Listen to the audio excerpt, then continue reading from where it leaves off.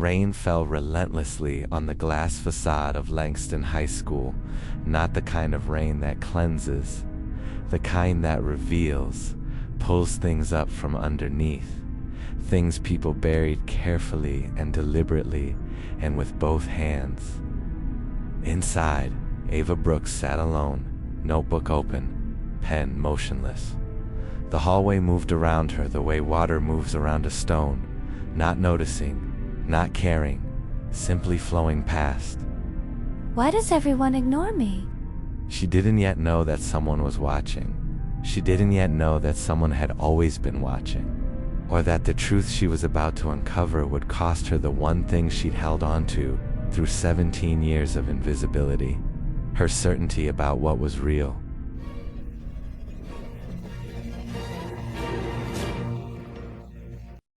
Cold Room 17 was discovered on a Tuesday morning, sub-basement level of the Whitmore Building, an old private research facility on the edge of Lakeview, Chicago, decommissioned in 2019, supposedly empty. The body inside was identified as Marcus Hale, 34, no next of kin on record. No digital footprint after November of last year. Detective Ethan Cole arrived at 6:47 a.m. He stood in the doorway of the room and didn't move for a full minute. Who found it? Night security. Says he heard a sound like a frequency, a tone. He followed it down. A tone. That's what he said, sir. Where is he now? The officer looked at his notepad, then at Cole, then at his notepad again. That's the thing. We can't find him. Cole stepped into the room. The temperature was wrong, clinical, precise, maintained. The body was seated upright in a metal chair, hands folded, expression neutral. No visible trauma, no sign of struggle. People who die suddenly don't fold their hands. He photographed everything, he documented everything. He noted the room numbers stenciled in faded paint above the door. 17. He noted one other thing. Scratched into the concrete floor beside the chair, in letters too small to see without crouching, a name, Ava. Ava Brooks had never been to the Whitmore Building. She would say this clearly, repeatedly, to anyone who asked.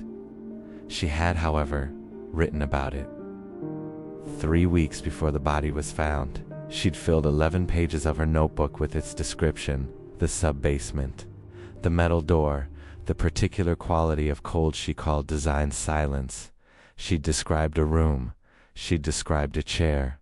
She hadn't described the body because, she said, she hadn't known about the body. I dream things sometimes. Places. Details. I write them down because it helps me figure out what's real and what's not. And is that a distinction you struggle with? Real versus not real? Doesn't everyone? Cole studied her across the table in interview room C. She was 17. She held eye contact the way most adults couldn't. Not defiantly, not nervously, simply steadily. Like someone who had learned that looking away was more dangerous than looking directly at the thing that frightened you. Tell me about Laura Simmons. Something moved behind Ava's eyes, gone before Cole could name it.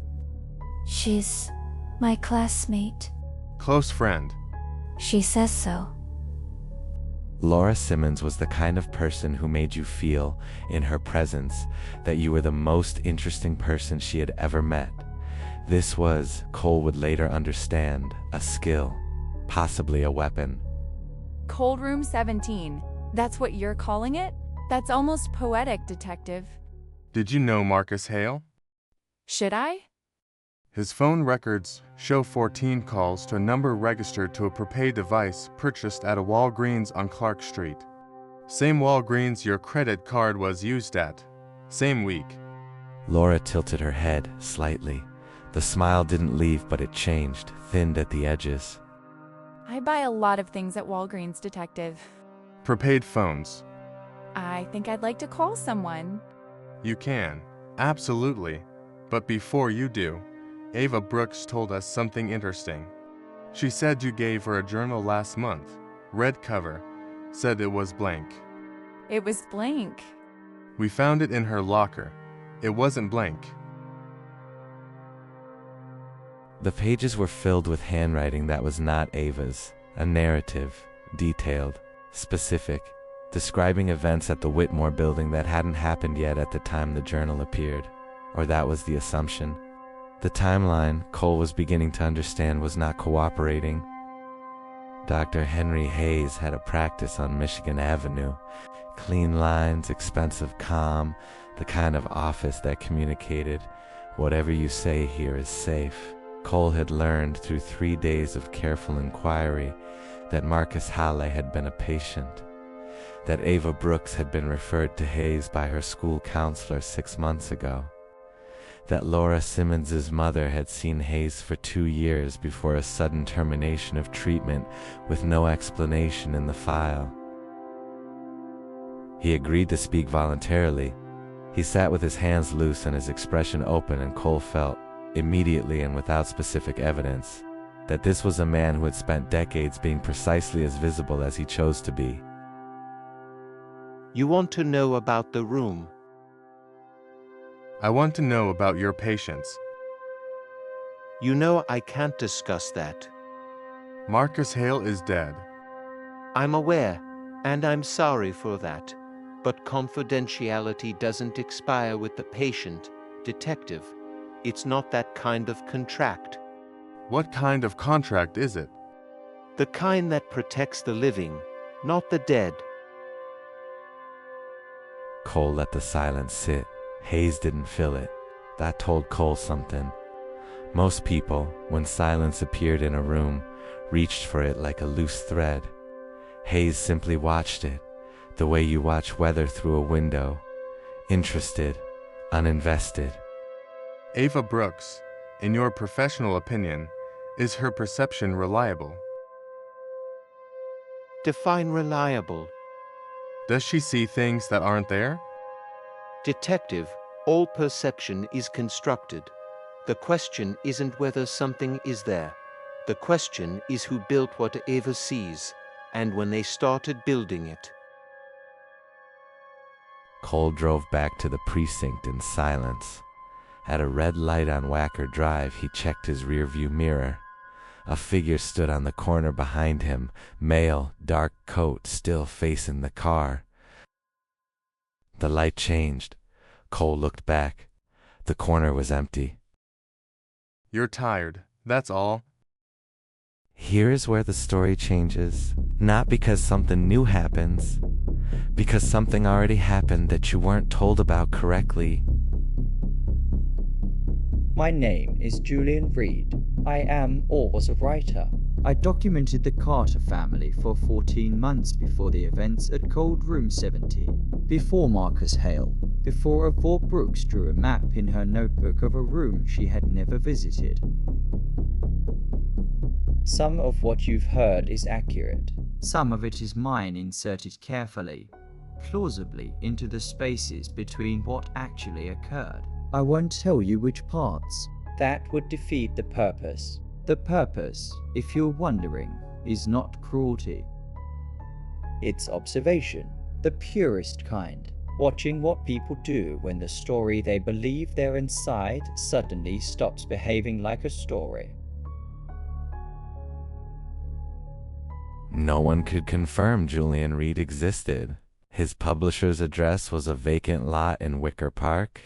His ISBN numbers resolved to books that didn't appear in any catalog. His photograph, found in Ava's notebook on the last page, showed a man whose face, when forensics enhanced it, matched no database record.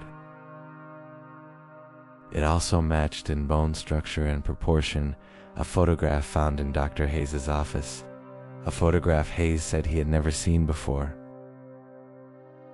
Ava Brooks sat in her bedroom at 2 a.m. and looked at the mirror on the back of her door. I know you're there.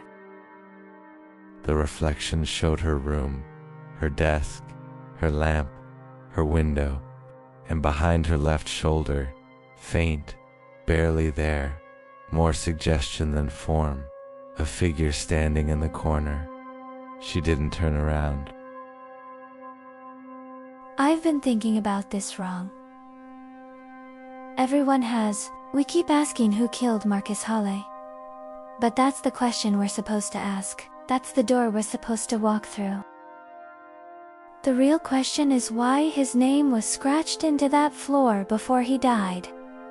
Who writes a name before the event? Who planned the discovery? She picked up her notebook, turned to a page near the middle.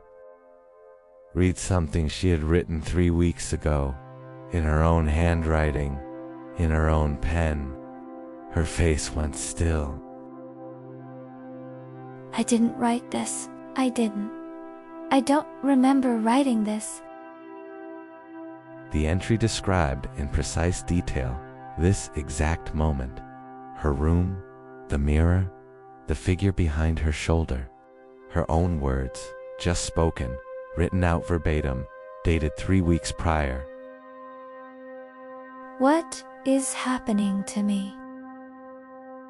In the corner of the room, the corner of the mirror showed. Nothing moved. Nothing was there. Nothing that could be proven. Cole found the recording on day 9. A thumb drive taped beneath the metal chair and cold. Room 17. Missed in the initial sweep because it had been painted the same color as the floor. He played it in his car, alone, windows fogged with February cold. Session 47. Subject continues to demonstrate extraordinary pattern recognition. Her ability to absorb and reconstruct narrative frameworks is frankly, it is unlike anything I have documented in 20 years of practice.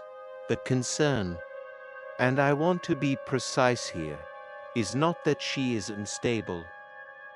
The concern is that she knows what we're doing, has known, I believe, for some time, and has chosen deliberately, strategically, to let us continue. Cole sat in the car for a long time after the recording ended. Snow had begun falling outside, slow and indifferent, burying the street, erasing tracks. He thought about mirrors, about journals with entries that preceded the events they described, about a writer who might not exist, and a psychologist who spoke about his patient the way you speak about an opponent. He thought about a 17-year-old girl who didn't flinch, who held eye contact, who said, "Doesn't everyone?" when asked if she struggled to tell the real from the not real.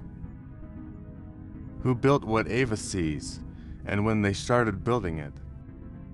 He picked up his phone, called her number. It rang once. I wondered how long it would take you. Ava, I need you to come in. Detective Cole, can I ask you something first? Go ahead. The notebook you found in my locker? The red one? The pages with the handwriting, that wasn't mine. What about it? Did you ever consider that I put it there for you to find? That every piece of evidence you've followed, every door you've walked through, was a door I left open? Cole said nothing. Julian Reed isn't a person. Detective, Julian Reed is a method. And I've been using it since I was 14. The line went quiet. Not dead. Quiet. The difference mattered. Somewhere in a sub-basement room stenciled with the number 17, in a city that was already forgetting the snow that had covered it, a metal chair sat empty in a maintained and deliberate cold. And on the floor beside it, scratched into the concrete in letters too small to see without crouching, a second name, Cole. Every story has an architect. The question you should be asking, the question you will lie awake asking, is not who built this one. It's whether the architect ever planned for it to end.